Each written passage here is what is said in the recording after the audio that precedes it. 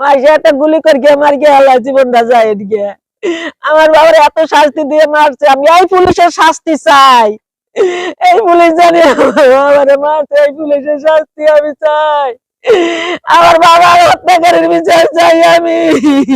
আমরা জানছি ওই যে ওর এক বন্ধু আছে আলম, ওই বন্ধুর সাথেই ও বন্ধুই নিয়ে গেছে ওরে। এই বন্ধু হ্যার ভাই আবার ওই জায়গা থাকতো, হ্যার মাথা ফাটিয়ে গেছে। আর সে ওই মাথা ফাটার পরে অজ্ঞান হয়ে পড়ছে। অজ্ঞান হয়ে পড়ছে আর কয় কি আমি আলাপ পাইলাম 5টা না 4টা গুলির আলাপ পাইছি, এরপর আর আমি কিছু জানি না, আমি অজ্ঞান হয়ে গেছি। সময় আমার কাছে বলছে হলো সকালে ওই আলম, ও বলো নাই, সকালে বলছে যে মনিরে যে পাওয়া যাইতে আছে না। আমার কাছে বলে কি আন্টি 8টার সময় একটা ভিডিও দিচ্ছে, আমার একটা কথা বলছে যে আলম ভাই আপনি কই, এডু কি SMS লিখে দিচ্ছে। এই কথাটা আমার কাছে মিথ্যা কথা বলছে। তো এখন গিয়ে আমি ভাবছি কি যে তাই হয়তো মনে আছে, আমার বাবাই জীবিতই আছে। তো ও যে মারা গেছে ওইটা তো বলে নাই, ওইটা হলো 3 দিনের আগের ভিডিও SMS, সেটা আমাকে দিয়ে সান্ত্বনা দিচ্ছে। আমার তো সান্ত্বনা হয় না, আমি কইছি আমার বাবা নাই। মানুষ পাড়াইছে প্রায় 50 জন ঢাকায় খুঁজতে নিয়ে গিয়া।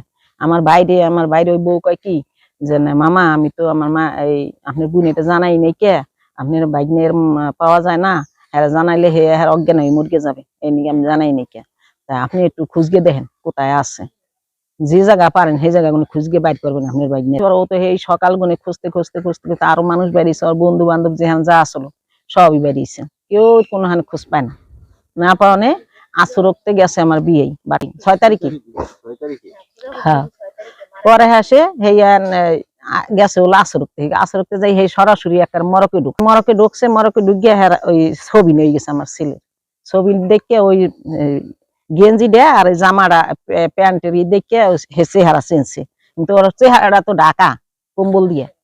পরে 3টে লাশ সরাইয়া ওই দেখেই 3টে লাশ সরাইয়া ও ওরে দেখছে, এই দেখি চিকু দিয়ে কয় রে বাবারে, হাসে হার পোলারে ফোন দিছে, আর বাইরে ফোন দিছে, আমার ছেলেরে ফোন দিছে, ফোন দিয়ে কি লাশ তো পাইছি, লাশ পাইছি কিন্তু পাই নেই, জেতা পাই নেই, মরা পাইছি। এই কইছে পারি হাসে ইয়ে করিয়া রাত কয়টা বাজে হেকেলে আসে নিয়ে তারা আইসে। এটা দিয়ে আমরা তো চিল্লাচিল্লি দুনিয়ায় চিল্লাচিল্লি করছি আমার বাবার নিকে, কোনো আনে আমার বাবার মতন আমি পাইলাম না বাবা। আমার বাবার এরকম কি নিকে, আমার বাবা তো কোনো অপরাধ করে নাই। আমার বাবা কইছে আমি কোনো অপরাধ করি নাই। আমার বাবার কি নিকে মারলো, ওরা দুটা বাড়ি উড়ি দিয়ে আমার বাবার হরাই দিত, কে নেবিলে মারলো, হুন্ডাটা পোড়াই হালাইছিল কি নিকে মারলো, গুন্ডা পড়াইছে আমার বাবারে যদি দিতে রাখতো তো আসে না, আমার বাবারে কে দিল, আমার বাবারে যারা হত্যা করছে আছে বেশি করে গেছে ওকে মারে।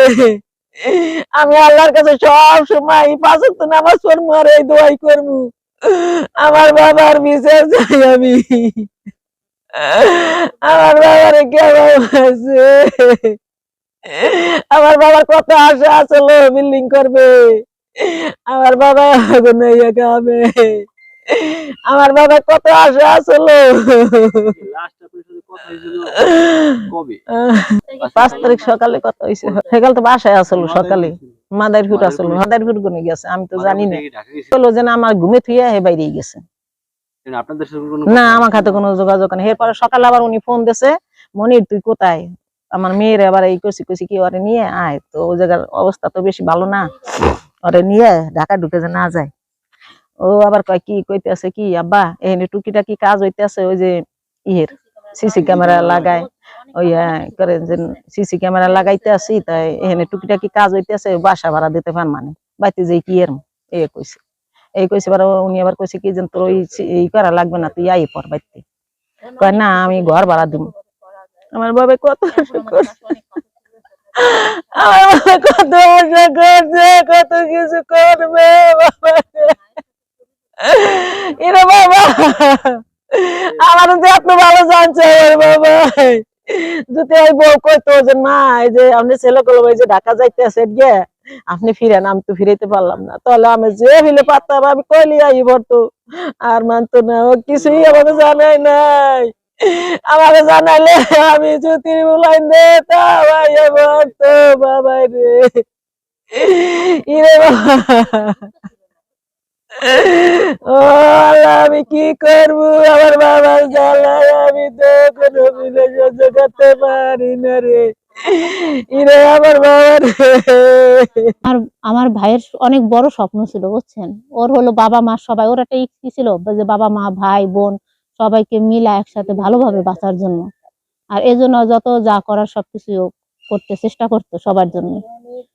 ওর ইচ্ছা ছিল, মনে করেন দেখা গেছে আমরা একসাথে অনেক কাজ দুই ভাই বোনে মিলে দেখা গেছে ব্যবসা চাকরি, তারপরে ওই যে সিসি ক্যামেরা কাজ অনেক কিছু করতো, যে যাতে আমাদের ঘরটা ভাঙা পানি পড়ে বাবা মার কষ্ট হয়। আবার আমরা একসাথে যখন আসি প্রায় প্রায় তো মানে দেখা যাচ্ছে সপ্তাহে আমি 3-5 দিন এখানে থাকলে 2 দিন এখানে থাকি। তো ওরাও মাঝে মধ্যে আসে যায় এইভাবেই। পরে দেখা গেছে যে আপনার আমাদের ঘরের এই অবস্থা দেখে একদিন বৃষ্টিতে দেখছে আমি ভিজা, আমি একদিন গোসল করে উঠছি বুঝছেন, ঘরের ভিতর থেকে পানি পড়ে রাতে ঘুমাইছি, সকাল থেকে পুরো ভিজা, রাতে ভিজা গোসল করে উঠছি। যে কারণে আমার ভাই বলছে কাকা এত কষ্ট আসলে করা যায় না, দেখি আমরা সবাই মিলা আমাদের ঘরটা যেভাবে করা যায়, যে ঘরটা একটা বিল্ডিং করার ইচ্ছা ছিল ওর। আমি কিন্তু আল্লাহ মাশাআল্লাহ মাস্টার্স পাস করছি বুঝছেন, আমি কিন্তু এখন বেকার। এর আগে একটা কলেজে আপনার 5 বছরের করছিলাম, 4-5 বছর, এটা তখন ওটা এমপিও ছিল না। যে কারণে করোনা কালীন সময় হচ্ছে আমার চাকরিটা ছাইরেই চলে আসতে হয়েছিল। নিজে কিছু গয়নাগাটি বিক্রি করে এখান থেকে চলে আসছিলাম।